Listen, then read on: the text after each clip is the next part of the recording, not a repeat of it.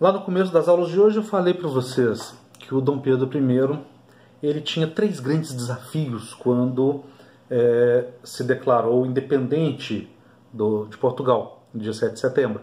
Né? Quais eram os 3 grandes desafios? O primeiro era garantir o reconhecimento da nossa soberania diante dos outros países do mundo, diante dos nossos parceiros econômicos e militares. O segundo grande desafio era dar forma jurídica e política a um país soberano, ou seja, ter uma Constituição que regia o funcionamento interno do Brasil. Essas 2 coisas estão feitas. E aí vem o terceiro grande desafio, qual que era? Garantir a unidade territorial brasileira. Ou, em outras palavras, se lá no primeiro desafio ele tem que garantir o reconhecimento externo, agora ele tem que garantir o reconhecimento interno. Ele tem que garantir que todo o Brasil, em toda sua gigantesca e continental extensão, reconheça Dom Pedro I como seu muito amado imperador. E isso não foi nem um pouquinho fácil. Na verdade, ao longo dos 9 anos de governo, o Dom Pedro I teve muita dor de cabeça e nem sempre foi bem sucedido nessa tarefa. Tá? O Brasil continuou com um formato muito parecido, com o que já tinha sido definido lá atrás no Tratado de Madrid de 1750, mas ele teve alguns contratempos e perdeu alguma coisa nesse processo. Então vamos começar olhando para a situação lá do Nordeste, mais exatamente de Pernambuco. Tá? Vamos lembrar aqui algumas coisinhas. Primeiro, em 1817, houve a Revolução Liberal de Pernambuco, que atazanou a vida de Dom João VI, mas ao mesmo tempo havia servido para Dom João VI justificar a sua permanência no Brasil. Muita gente ali foi condenada à morte, muita gente foi presa por aquela Revolução Republicana, Constitucional e Liberal de 17. Segunda coisa que é bom a gente lembrar agora. Em 1821, a resistência contra as intenções recolonizadoras de Portugal começaram justamente em Pernambuco, com a criação, vocês se lembram, da Junta de Goiânia. A Junta de Goiânia leva esse nome por ter sido formada na cidade de Goiânia. Era uma junta de caráter republicano e liberal. Bem, depois de expulsar os portugueses, os líderes políticos da Junta de Goiânia, quando a gente fala que é uma junta, significa que é um governo, é uma junta governativa, uma junta administrativa. Tá? Então, um novo governo revolucionário com tendências republicanas de Pernambuco. Nós estamos em 1821. Tá? Esse pessoal se junta aos partidários do Dom Pedro. Mais ou menos aquela ideia do inimigo do meu inimigo é meu amigo. Os partidários do Dom Pedro, que vai se chamar Dom Pedro I daqui a pouco, eles eram monarquistas. Ao se juntar na chamada Convenção de Beberibe, a turma da Junta de Goiânia com os partidários da monarquia, eles acabam entrando num acordo, e o acordo era: vai rolar uma monarquia, mas essa monarquia vai ter características liberais. Beleza? Beleza. Bom, a Junta de Goiânia está no poder lá em Pernambuco. Uma das primeiras coisas que eles fazem é libertar os presos políticos. Quem são os presos políticos? A grande maioria eram os presos que haviam sido encarcerados lá em 1817, na Revolução Liberal.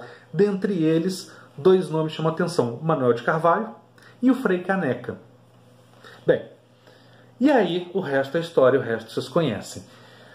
Vem o governo de Dom Pedro I, ele não é exatamente liberal. Apesar de todas as promessas, o Dom Pedro I tem tendências absolutistas. Antes mesmo daquela noite da agonia, quando ele fecha a Assembleia Constituinte, o Dom Pedro I já toma uma medida complicada lá em Pernambuco. Ele destitui a Junta de Goiânia e cria um novo governo que vai ser apelidado localmente por Junta dos Matutos. O que é a Junta dos Matutos? É uma administração, é um governo da província de Pernambuco, que, ao contrário da Junta de Goiânia, que era o governo anterior, esse é conservador, tá? Que são aqueles amiguinhos do Dom Pedro que agora ficam no poder. A turma liberal saiu do poder. Tudo bem, beleza, nós somos amigos, vamos deixar para lá. Mas aí vem a noite da agonia. E aí vem uma Constituição extremamente autoritária, extremamente conservadora e outorgada e imposta, e os liberais de Pernambuco ficam furiosos e pegam em armas. Liderados por Manuel de Carvalho, eles tomam o poder, destituem a Junta dos Matutos, criam um governo provisório, onde o Manuel de Carvalho é o líder, tá? E declaram a proclamação da República de Pernambuco. Bem, três outras províncias vão seguir o exemplo de Pernambuco e se juntar a Pernambuco. Era a Paraíba, o Rio Grande do Norte e o Ceará. Então essas 4 províncias, Pernambuco, Paraíba, Rio Grande do Norte e Ceará, formam uma confederação de repúblicas. Essa confederação vai ficar conhecida como Confederação do Equador. A Confederação do Equador, portanto, é um movimento de caráter republicano, é um movimento de caráter constitucional, eles escrevem uma constituição, tá? É um movimento separatista e é um movimento liberal. E aí vocês estão pensando assim, mas então é igualzinho à Revolução de 1817? É tão igualzinho, mas tão igualzinho, que muitos historiadores tratam a Confederação do Equador como uma espécie de segundo tempo, uma espécie de continuidade da Revolução de 17. Tá? Inclusive, a maior parte dos líderes na Confederação do Equador já estavam presentes lá em 17, é o caso tanto do Manuel de Carvalho quanto do Frei Caneca. Claro que Dom Pedro I não vai deixar barato. Aquela turma, né, os mercenários, aquele exército que estava começando a se formar com muitos estrangeiros, é mobilizada para fazer a maior e mais violenta repressão da história do Brasil até aquele momento. Tá? Não se sabe até hoje o número de mortos. É um número completamente indefinido. Tem gente que fala em 100, tem gente que fala em 1000 mortos. Não temos esse número, não existem documentos oficiais que sejam conclusivos a respeito de quantas pessoas morreram nessa repressão extremamente violenta. Mais de uma centena de líderes, ou de supostos líderes, serão presos, tá? E 30 deles vão ser condenados à morte e executados, dentre eles o Frei Caneca e o Manuel de Carvalho. Tá? Então assim termina a Confederação do Equador, que havia se inspirado, não falei isso, mas isso pode aparecer numa prova de vestibular, havia se inspirado na Constituição da Colômbia e dos Estados Unidos. Olha que legal. Bem, enquanto lá em Pernambuco a coisa estava pegando fogo, lá no sul um cenário de revolta também se armava. No extremo sul do Brasil, nós tínhamos a chamada província Cisplatina, uma região de colonização espanhola que pertenceu ao vice-reino do Prata e que o Dom João VI havia invadido pouco tempo antes dele voltar para Portugal. E ao anexar essa região, ela passa a ter o nome de província Cisplatina. Antes chamava Banda Oriental do Vice-Reino da Prata. A província Cisplatina é uma região do Brasil que fala espanhol.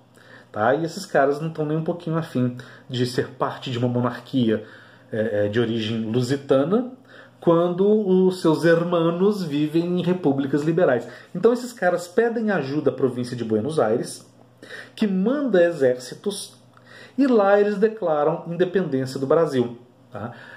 Mais uma vez, o Dom Pedro I não aceita, manda as tropas e começa uma guerra. Essa guerra começa em 1825, um ano depois da Confederação do Equador, e vai se arrastar por 3 anos. Nesse período, as tropas da Cisplatina, somadas às de Buenos Aires, dão uma surra no Brasil. O Brasil derrotado tem que reconhecer o direito de independência da província Cisplatina. O curioso aqui é que Buenos Aires havia lutado ao lado da Cisplatina, supostamente para anexar a Cisplatina ao que vai ser chamado daqui a pouco Argentina.